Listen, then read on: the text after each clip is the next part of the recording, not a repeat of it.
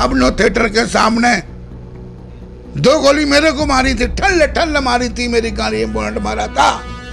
और उस वक्त कोई नहीं था, खाली मैं ही अकेला वहां पर था। और 2 एक स्नेह वाली थी और वो राजेश केसी था जिस पर लाठियां पड़ रही थी, और कोई व्यक्ति नहीं था। मेरी गाड़ी छोड़ के जब चले गए थे, उसके सिर पर लठ मारोगे आप। ये करप्शन से भरा हुआ सिस्टम है। आप म्युनिसिपैलिटी का सिस्टम देख लो, जो भी ठेकेदार है बगैर कमीशन का बात नहीं करेंगे, टिक्का हट्टा लगाएंगे। आजकल मोदी को देख कर सब गले में लाल भगवा दुपट्टा डाल देते हैं, बोलते हम संगी हैं, हम संगी हैं। तो रघुनाथपुरा में मेरा तो बचपना बीता, मेरा क्षेत्र है, क्या रहने वाले 200 लोग ही हैं, 50,000 लोग निकले रोड से निकल पड़े ना। क्या करेगी गवर्नमेंट, कोई क्या करेगा भैया? किसी को बुरा बोलने से, बुरा देखन में चला बुरा न मिले आए कोई, जो तन खोजा आप ना तो मुझसे बुरा न कोई। हम दूसरे पर तो उंगली बहुत जल्दी उठाते हैं। अब जो मैं बोला हूं ना, बहुत लोग बोले बाबा ये बदमाश है, ऐसा बोलेंगे लोग। यही सच कड़वा, मेरे को मत्था टेकते थे ना, वही बोलेंगे बदमाश है बाबा, जो रोज मत्था टेकता है मेरे को। तो भाई सच तो कड़वा ही होता है ना। राज्यपाल मनोज सिन्हा कह रहे हैं कि सब कुछ खुशहाली है, सब कुछ ठीक है, आ जाइए। अच्छा, मनोज सिन्हा साहब को बोलो चलो, आपका जो जामर लगा है, इतना तंत्र लगाया है, इतनी सिक्योरिटी है, एसएसपी है, आईजी आपके चलता है, क्या बेटा अकेले चले जा तुम के नाम है लाल चौक में, फिर मानू तू बहुत बड़ा, हमारी इस पर बड़ी श्रद्धा, अकेले चला जा लाल चौक। आप किसी हमारे मेयर को बोलो ना कोई काम, मेयर बोलेगा नहीं जी वो मेरी कमिश्नर नहीं सुनता है, और जब उसका मतलब होगा तो कमिश्नर घर बैठे सुन लेगा फंसाने के लिए। जम्मू कश्मीर अब क्या भगवान श्री राम के भरोसे या फिर किसके भरोसे? मैंने कहा ना आपको, हम तो उस दिन का इंतजार कर रहे हैं कि जम्मू कश्मीर में जब बीजेपी की सरकार बनेगी, तब तक हमने सब कुछ सहन करना है। जिस दिन बीजेपी की सरकार बनी और मोहर लगी तो आगे भी 2 गोली खाई है, फिर भी गोली खाने के लिए आगे खड़ा हो जाओ। आज जम्मू का जितना सिस्टम है वो करप्शन से भरा हुआ है। जिस मर्जी डिपार्टमेंट को ले लो आप रेवेन्यू डिपार्टमेंट में चले जाओ, एक आपको नकल लेनी होगी, डीसी को ही पता है एक नकल लेने के लिए कितने तलवे चाटने पड़ते हैं आदमी को उस पटवारी के। तहसीलदार को ही पता है, मुआवजा जाए बगैर कमीशन खाए तहसीलदार मुआवजा नहीं देगा, एटीएम मुआवजा नहीं देगा, चक्कर लगा देगा। आज फलानी रिपोर्ट नहीं है, आज ढिकानी रिपोर्ट नहीं है। राणा साहब को ही बोलो जाओ, चलो जाओ भैया, हमारे अध्यक्ष बीजेपी के, चलो जाएं। किसी मंत्री को बोल आज मंत्री जाओ कश्मीर घुमाओ, तब तो माहौल ठीक होता है ना। यहाँ चलते हैं तो हु करके चलते हैं, गने लेके चलते हैं, वातावरण ठीक हो गया, वातावरण ठीक हो गया। अगर एलजी महोदय जो हमारे हैं वो सनातन के प्रतीक हैं, मैं जब उनके मत्थे में तिलक लगा हुआ देखता हूँ ना, तो मेरा छाती जो है वो, जैसे मोदी जी बोलते हैं कि 56 इंच की छाती है ना, मेरी छाती भी 56 इंच की हो जाती है। क्यों? क्योंकि आज से पहले जो सत्ता में बैठते थे वो हमारे तिलक को देख के परेशान होते थे। आज तिलकधारी बैठा है, ऐसे वातावरण ठीक बन जाएगा जब तक कश्मीर का रहने वाला व्यक्ति के अंदर इस देश के प्रति खुददारी नहीं जागेगी, इस भारत माता, इस तिरंगे से प्यार नहीं जागेगा, तब तक वातावरण शुद्ध नहीं होगा मेरे भाई। मेरे पीछे जितने मर्जी लोग ना पड़े रहे, मेरे को खत्म कर सकते हैं, हाड़ मास को खत्म कर सकते हैं, पर मेरे विचारों को समाप्त नहीं कर सकते हैं, मेरी सोच को समाप्त नहीं कर सकते। मेरे में इल्जाम लगा सकते हैं पर मेरी सोच को समाप्त नहीं कर सकते। हम ढोंग का ढोल पीटते हैं, हमने कुल्फी बांटी नहीं, फोटो खिंचाओ भैया, फलाने कुल्फी बांट रहे हैं, फलाने आज महात्माओं को कुल्फी खिला रहे हैं। हम पाखंड और झूठ पर चलने वाले लोग हैं। वो समाज अंदर से भी मजबूत है और बाहर से भी मजबूत है कि जो इतनी पुरानी सरकारों ने जम्मू कश्मीर में मानवता का दमन किया है, और जब तक यहाँ पर भारतीय जनता पार्टी की सरकार नहीं बनती है तब तक हम सब लोगों को ये जुल्म से नहीं पड़ेगा। डीएम उसको पकड़ेगा जो गरीब आदमी का ट्रैक्टर होगा, जो बेचारा ले जा रहा होगा रोटी, उसका ट्रैक्टर को लाख रुपया इसको जुर्माना रख दिया जाए है? जहां से 10 लाख रुपया 50 लाख रुपया महीना आएगा वह एमडी जाएगा भी नहीं। ये किसको नहीं पता है? क्या एलजी महोदय को नहीं पता है? दारू पीने वाले हमारे हिंदू हैं, वो पाकिस्तान में नहीं पैदा हुए हैं, वो जम्मू में पैदा हुए हैं। और जहां दुकान खुली रघुनाथ मंदिर, रघुनाथपुरा, वो सब वहीं रहते हैं। वो जाके भटंडी में नहीं रहते हैं, वो वहीं रहते हैं। लेकिन जिन्होंने विरोध किया उन पर लाठियां बरसाई गई पुलिस ने। विरोध कितने लोगों ने किया? 50 जम्मू के लोग नहीं, 50, 100, 200। विरोध किस तरह से होना चाहिए? पूरा रघुनाथपुरा बच्चों सहित निकल पड़े, कितनों को गोली मारेगी। भारत में एक बात जो है वो ट्रेंडिंग में है कि जगह जगह सिर्फ सनातन धर्म को टारगेट किया जा रहा है, और ये अब नहीं, मुगल शासकों ने भी सनातन धर्म को टारगेट किया। लेकिन अब जब देश में माननीय प्रधानमंत्री नरेंद्र मोदी ने जब सत्ता संभाली उसके बाद बदलाव हुआ। लाल चौक घाटी में पाकिस्तान के जो है झंडे लहराए जाते थे, लेकिन आज तिरंगे हैं, बदलाव हुआ है। लेकिन आपको बता दें कि अभी भी जम्मू में ऐसी बहुत सारी घटनाएं हो रही है जहां पर सनातन धर्म को ही, यानी कि हमारे ही सनातन धर्म के मंदिरों को टारगेट किया जा रहा है, मूर्तियों को खंडित किया जा रहा है। लेकिन साधु संत जो है समाज के, वो खफा हैं इससे, क्योंकि ये जो चीजें हो रही हैं इसे कतई भी बर्दाश्त नहीं किया जाएगा। इस पर चर्चा करने के लिए आज हमारे साथ साधु संत के जो है साधु संत सभी जो है बड़े बैठे हैं हमारे साथ। राजकुमार महंत रामेश्वर दास जी हमारे साथ मौजूद हैं, और जम्मू कश्मीर गौरक्षा समिति के प्रधान राजकुमार जी भी हैं। इनसे चर्चा करेंगे। लंपी वायरस जो है वो भी आया है, उस पर भी चर्चा करेंगे। लेकिन पहले रामेश्वर दास जी मैं आपसे ये जानना चाहूंगा, घटनाएं बढ़ रही हैं, मंदिरों को खंडित किया जा रहा है, मूर्तियों को खंडित किया जा रहा है। पहले ये वारदातें जम्मू कश्मीर में कम थी, अब बढ़ रही हैं। पहले तो मैं आपको बहुत बहुत साधुवाद देता हूं, क्योंकि मीडिया एक ऐसा माध्यम है जिसके माध्यम से समाज की बुराई, समाज का दुराचार, अत्याचार, समाज की कोई भी चीज़ है वो प्रकाशन में आती है। और आज का युग है, पहले युग था पंडा युग, फिर युग आया डंडा युग, और अब चल रहा है प्रोपेगेंडा युग। अब किसी भी चीज़ का प्रोपेगेंडा करो आप, चाहे अच्छा करो चाहे बुरा करो, और आपका काम है प्रोपेगेंडा करना, पर आपको अच्छा प्रोपेगेंडा करना चाहिए। इसलिए मीडिया बना है, पर मीडिया में भी कोई बुरा प्रोपेगेंडा करते हैं। मैं किसी की आलोचना नहीं कर रहा हूँ, कोई भी चीज़ बनी है उसको दो विकल्प होते हैं।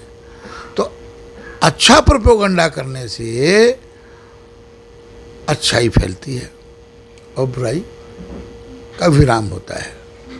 परंतु समाज में उसमें भी धर्म की जय हो, अधर्म की जय हो, 12 दर्शन हैं, 6 आस्तिकों के हैं, 6 नास्तिकों के हैं, सभी अपने अपने तरीके से मानते आए हैं।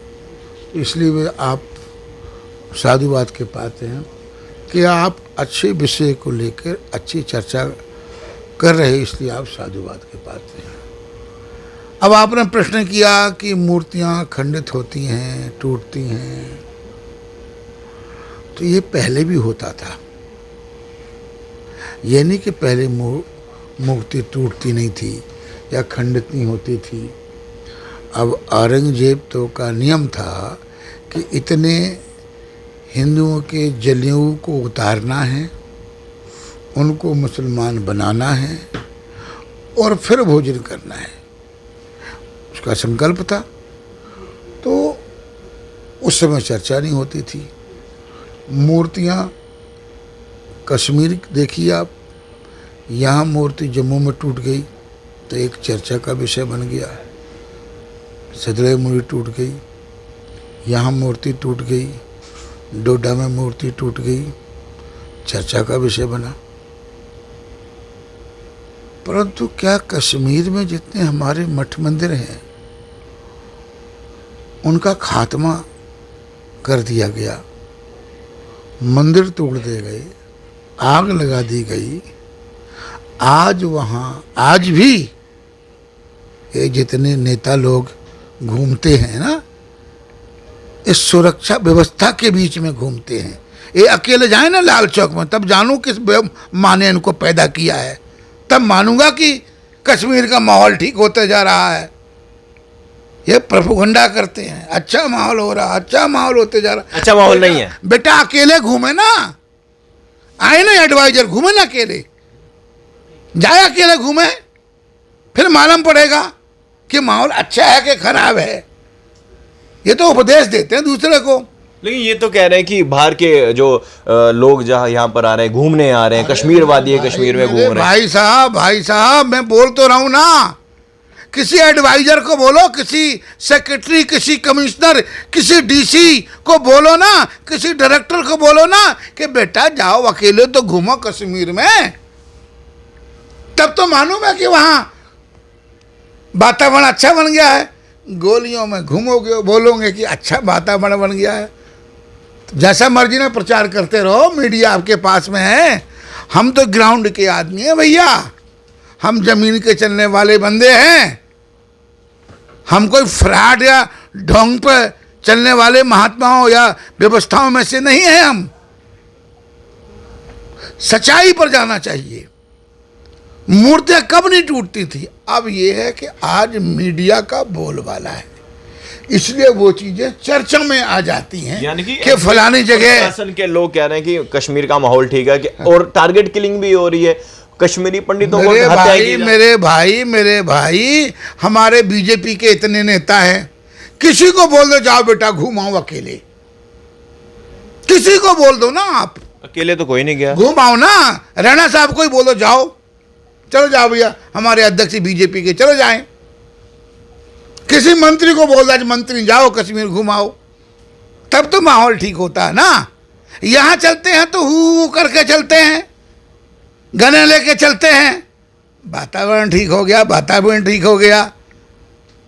भाई साहब पहले मीडिया था, अब मीडिया को जैसा मर्जी, मैंने पहले कहा ना आपको। उपराज्यपाल मनोज सिन्हा कह रहे हैं कि सब कुछ खुशहाली है, सब कुछ ठीक है, आ जाइए। अच्छा मनोज सिन्हा साहब को बोलो चलो, आपका जो जमर लगाया, इतना तंत्र लगाया है, इतनी सिक्योरिटी है, एसएसपी है, आईजी आपके चलता है, क्या बेटा अकेले चले जा तू के नाम है लाल चौक में, फिर मानू तू बहुत बड़ा, हमारी इस पर बड़ी श्रद्धा, अकेले चला लाल चौक। क्या बात करते हैं आप? ऐसे वातावरण ठीक बन जाएगा जब तक कश्मीर का रहने वाला व्यक्ति के अंदर इस देश के प्रति खुददारी नहीं जागेगी,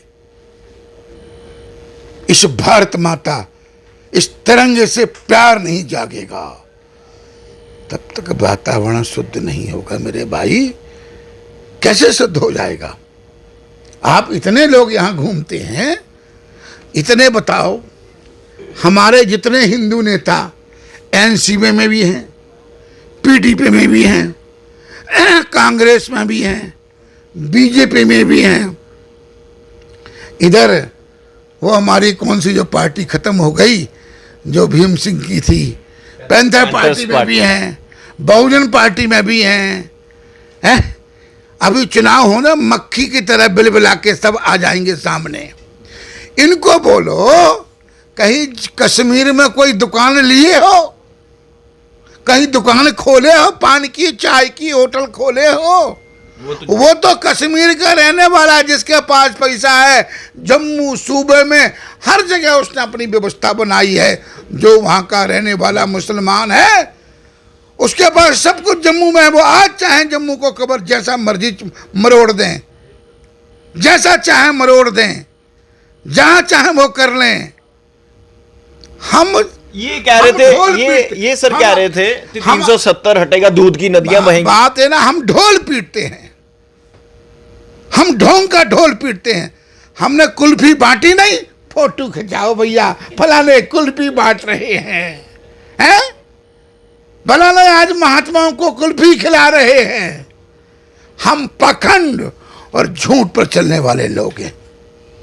वो समाज अंदर से भी मजबूत है और बाहर से भी मजबूत है। ये कह रहे थे कि 370 जब 5 अगस्त 2019 के बाद बदलाव हुआ था, जम्मू कश्मीर में दूध की नदियां बहेंगी, कश्मीर अब हर घर, जिस तरह से अभी तिरंगे की बात हुई है, तो क्या लग रहा है कि दूध की नदियां आपको कहीं दिखेगी कश्मीर में? आपने कहा मैं कश्मीर, मेरे भाई हमारा कश्मीर में आश्रम है, दूध की नदी मैं जम्मू कश्मीर का अध्यक्ष हूँ और 79 से यहाँ पर हूँ और 85 में महंत बना हूँ। अब विचार कर लीजिए कि इतने वर्षों से इस व्यवस्था के बीच में हूँ, तो दाई से क्या छुड़ाया होता है बच्चे का? जो दाई होती है ना, जो पैदा बच्चे को कराती है, उससे कुछ छुपा होता है? तो मेरे से कुछ नहीं छुपा किसी का, और न मेरा छुपा किसी से।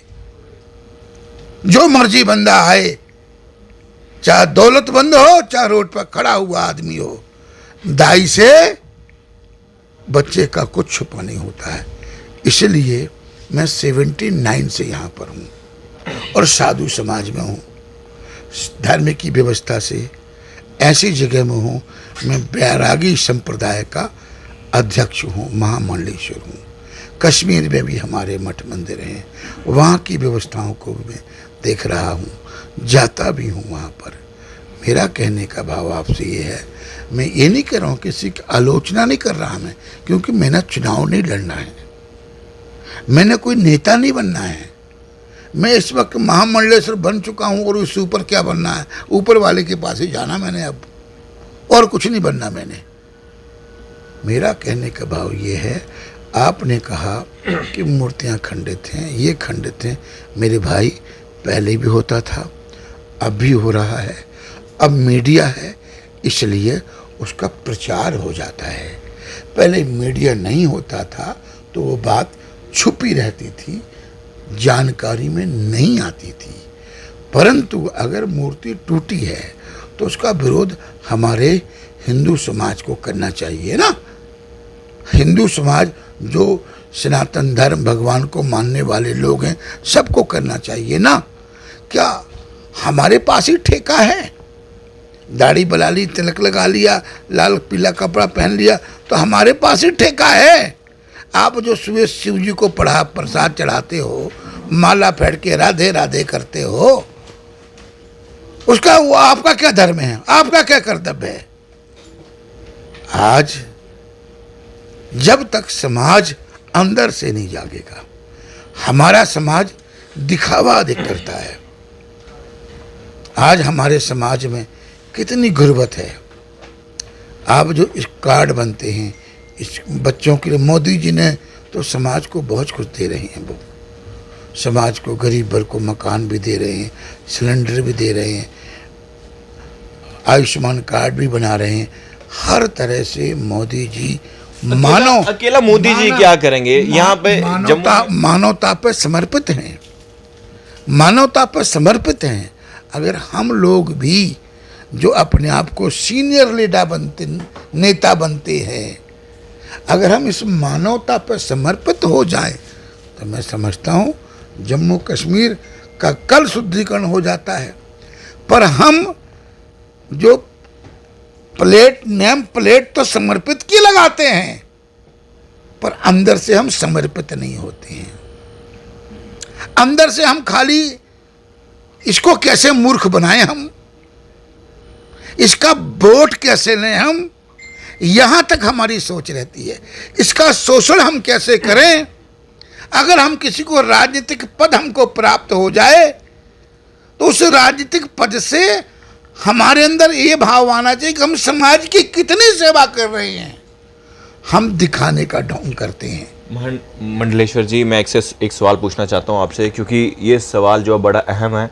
पर्टिकुलर एक समाज जो है लगातार जो है सनातन धर्म के लोगों का धर्म परिवर्तन कर रहा है, वीडियो वायरल होती है सोशल मीडिया में, ये बहुत तेजी से हो रहा है। इस पर आप क्या कहना चाहेंगे? इस पर क्या सनातन धर्म और क्या किस तरह के रोक लगे? मेरे भाई, बात यह है, सनातन को ना मैंने बनाया है ना आपने बनाया है, अनादि है।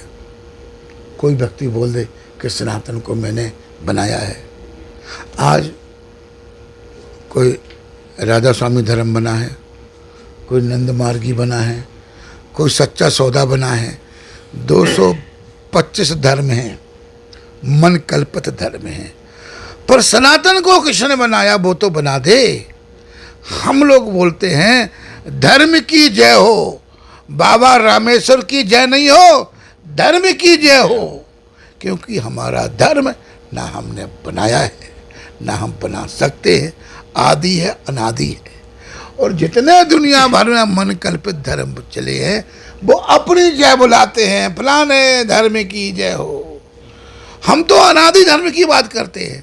तो सनातन जो धर्म है वो अनादि है, उसको न मैंने बनाया है न आपने बनाया है न किसी ने बनाया है।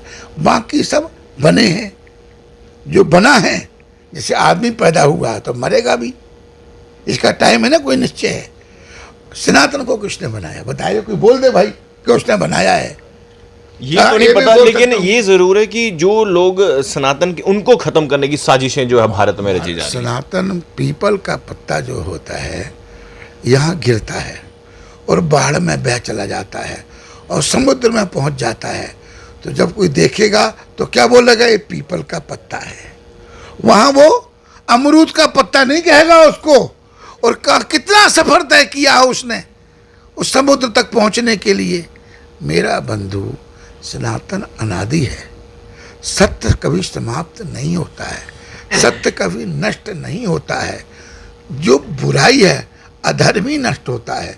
भगवान ने अधर्म जब भी सतयुग में, त्रेता में, द्वापर में 24 भगवान के अवतार हुए हैं तो अधर्म को ही नष्ट किया है, धर्म को नष्ट नहीं किया है। धर्म की तो स्थापना की है। संभवामि युगे युगे। अधर्म को ही नष्ट किया है तो धर्म को कौन नष्ट कर सकता है।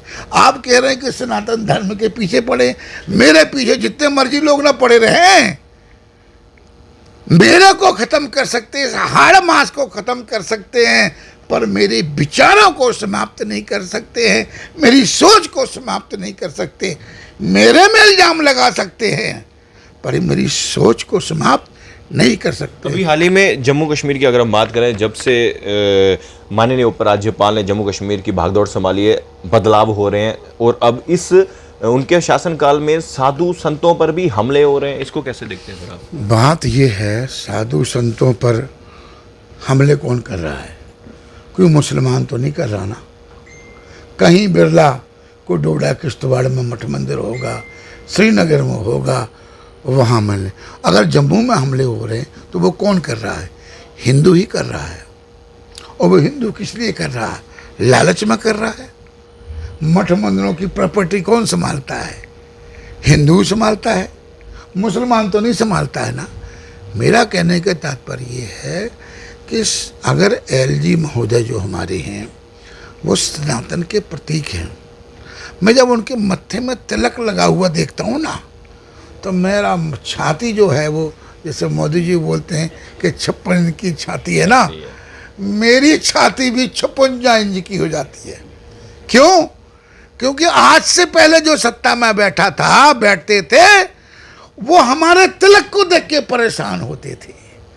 आज तिलकधारी बैठा है, ये कितनी बड़ी बात है, छोटी बात थोड़ी है। जो हमारे एलजी महोदय हैं वो पढ़े लिखे व्यक्ति है, मजे हुए व्यक्ति हैं, वहाँ बैठे हैं, परंतु सिस्टम जो है, सिस्टम में कौन बैठा है? हम आप बैठे हैं और हम आप करप्ट हैं। आज जम्मू का जितना सिस्टम है वो करप्शन से भरा हुआ है। जिस मर्जी डिपार्टमेंट को ले लो, आप रेवेन्यू डिपार्टमेंट में चले जाओ, एक आपको नकल लेनी होगी, डीसी को ही पता है एक नकल लेने के लिए कितने तलवे चाटने पड़ते हैं आदमी को उस पटवारी के। तहसीलदार को ही पता है, मुआवजा जाए बगैर कमीशन खाए तहसीलदार मुआवजा नहीं देगा, एडीएम मुआवजा नहीं देगा, चक्कर लगा देगा। आज फलानी रिपोर्ट नहीं है, आज ढिकानी रिपोर्ट नहीं है, जो एक क्लास एडमिनिस्ट्रेटर होता है वही आपको चक्कर लगाएगा और जहां उसको माल मिलेगा वो सब कुछ ठीक कर देगा। आपकी बंदोबस्ती भी ठीक कर देगा, आपका तरतीब भी ठीक कर देगा, पटवारी नकल भी लगा देगा, रातों रात बन जाएगी। मुआवजा हमारा मुआवजा है नहीं, कब का 2-3 साल का मुआवजा पड़ा हुआ नहीं दे रही सरकार। एक एटीएम था अखनूर में लगा, मेरे को मत्था भी टेकता था, पर जब मुआवजा की बात करूं तो नहीं देगा। हालांकि मेरे को कौन नहीं जानता है, क्या डिब काम नहीं जानता है, क्या डीसी नहीं जानता है, मैं किसको नहीं जानता हूं। अब करोगे क्या वहां पर, उसके सिर पर लठ मारोगे आप। ये करप्शन से भरा हुआ सिस्टम है। आप म्यूनिसिपैलिटी का सिस्टम देख लो, जो भी ठेकेदार है बगैर कमीशन का बात नहीं करेंगे, टिक्का इतना लगाएंगे। आजकल मोदी को देख कर सब गले में लाल भगवा दुपट्टा डाल देते हैं, बोलते हैं हम संघी हैं, हम संघी हैं। भाई संघी हैं तो क्या मतलब है, रविंद्र राणा भी लगा, जो मर्जी करोगे आप। ये तो सर्टिफिकेट मिल गया ना इनको। भैया जब तक अंदर आपकी सोच पवित्र नहीं होगी तो उसमें एलजी महोदय क्या करेगा। आप अस्पताल में जाके देखो, आप जहां मौजूद, आप जज को देख लो ना, जज को भगवान का रूप मानते थे, वहां का सिस्टम क्या है। बोलोगे बाबा जी बड़ा कुछ बोल रहे हो। अब मैं किस किस की बात करूं, देखो आज गौ माता है हमारी, है ना, गौ माता। एनिमल हस्बेंड्री की क्या पोजीशन है, कहाँ डॉक्टर हैं, कितने कंपाउंडर हैं, कितनी दवाइयां हैं। गाय हम बोलते हैं ना, जब मरते हैं हर आदमी गाय की पूंछ पकड़ता है। जब मरने का टाइम होता है, ओ भाई फटाफट बुलाओ उसको, राशन लगाओ, दीप दिखाओ, दीप दिखाओ, नीचे उतारो, नीचे उतारो, गाय पकड़ो, गाय हाथ में पकड़ो। क्यों, गाय माता जो हमने कर्म किए हैं वो बैतरणी नदी पार कराएगी। आए गाय माता मर रही है, हम क्या कर रहे हैं। क्या हिंदू समाज जितने लोग का गाय का दूध नहीं खाते हैं, क्या उसका मक्खन नहीं खाते हैं, पर वो कितने रोगों से मर रही है। गांव में जाके देखो, बैठ जाती गाय, उठ नहीं पा रही है। ये तो पाप के भागीदार बन रहे हैं ना प्रशासन। भाई भाई पाप और पुण्य क्या है। अष्टादश पुराणेषु 62 द्वयम परोपकाराय पुण्याय पापाय परपीडनाय। परोपकार से बड़ा पुण्य क्या हो सकता है, और पापाय परपीडनाय, किसी जीव को पीड़ा देने से बड़ा पाप नहीं है। चाहे मुर्गे की गर्दन ही मरोड़ के खा रहे हो आप, वो भी पाप है। तो गाय माता का सब कुछ खा रहे हैं आप, सब कुछ ले रहे हैं आप। ये हमारे एलजी महोदय क्या गौ भक्त नहीं है? घर से निकलते हो गाय के दर्शन करते होंगे, गौशाला भी आते, ठीक है नहीं, गौशाला भी आते हैं, हवन भी करते हैं, महात्माओं के शिष्य भी हैं।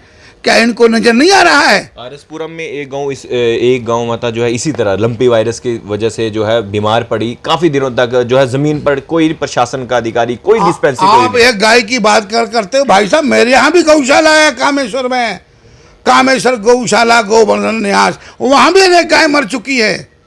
हम करें क्या? कोई आया? कोई नहीं आया। सुनता किसको बोले, एमएलए को बोले उसको कोई सुनता नहीं, मंत्री बोले कोई सुनता नहीं। आप किसी हमारे मेयर को बोलो ना कोई काम, मेयर बोलेगा नहीं जी वो मेरी कमिश्नर नहीं सुनता है, और जब उसका मतलब होगा तो कमिश्नर घर बैठे सुन लेगा। सेवा का भाव कहाँ हमारे अंदर, सेवा हम कहाँ जा रहे हैं।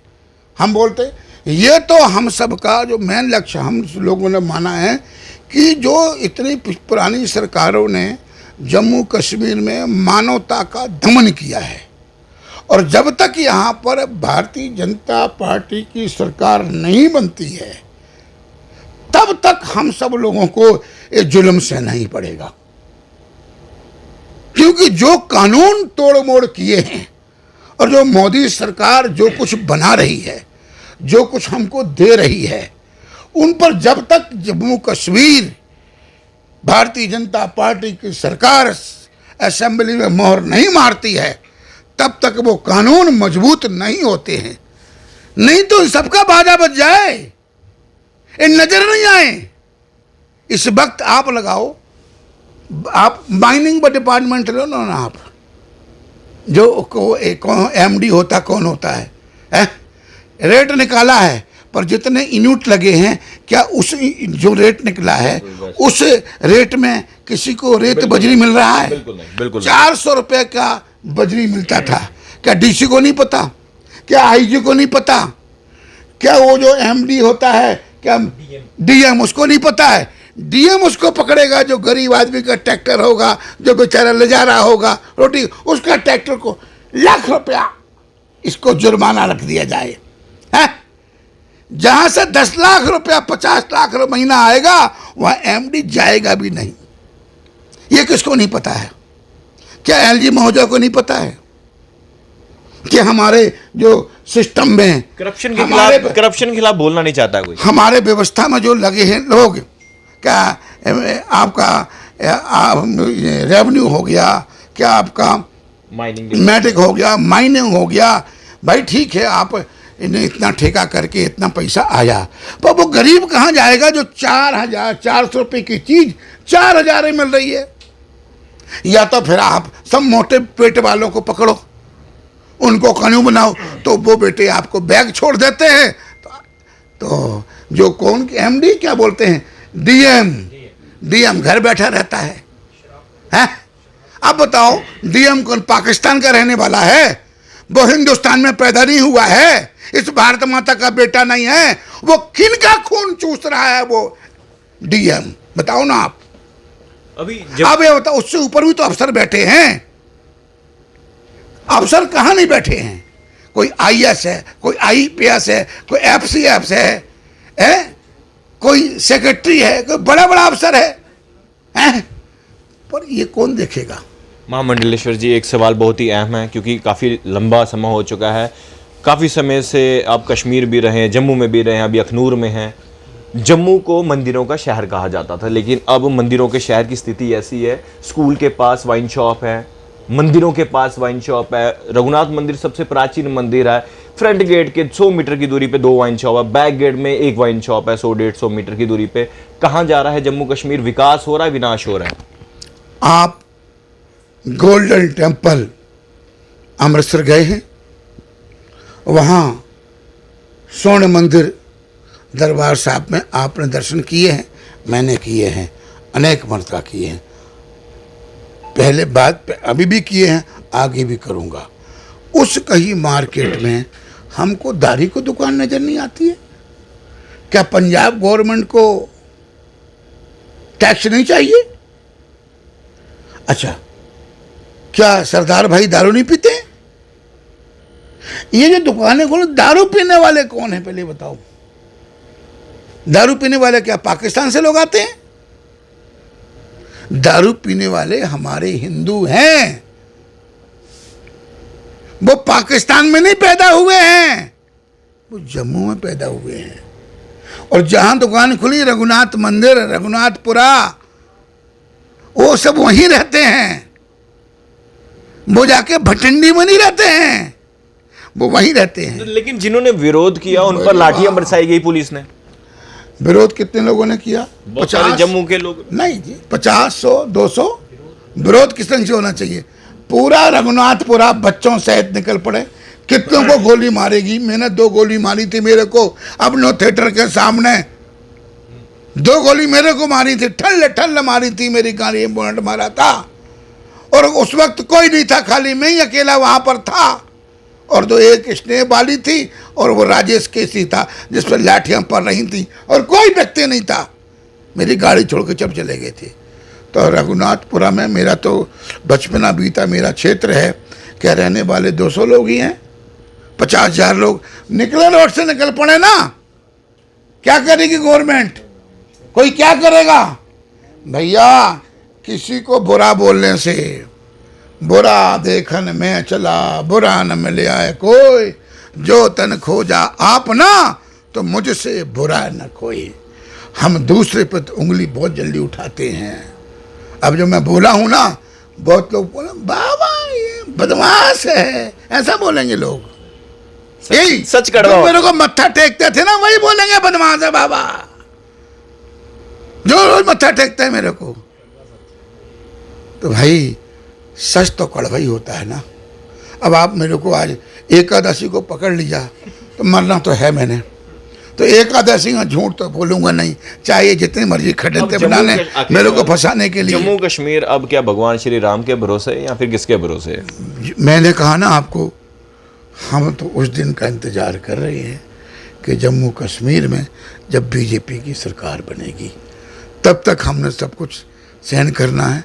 जिस दिन बीजेपी की सरकार बनी और मोहर लगी तो आगे भी 2 गोली खाई हैं, फिर भी गोली खाने के लिए आगे खड़ा हो जाऊंगा। चलिए शुक्रिया। तो तमाम जम्मू के मुद्दों को और खासकर सनातन धर्म के ऊपर जो भी लोग अत्याचार कर रहे हैं, मंदिरों को खंडित कर रहे हैं, मूर्तियों को खंडित कर रहे हैं, उस पर चर्चा करने के लिए महामंडलेश्वर रामेश्वर दास से हमने बातचीत की। और बता दें, गुस्से में थे, सच बोला, जम्मू कश्मीर के हालातों को बोला और कहीं ना कहीं माननीय उपराज्यपाल मनोज सिन्हा की भी टांग खींचते हुए यह भी कहा कि जो भी यहां पर हो रहा है वो सही नहीं हो रहा है, इसको सही करने के लिए अब हर एक संभव प्रयास करना होगा और इंतजार कर रहे हैं।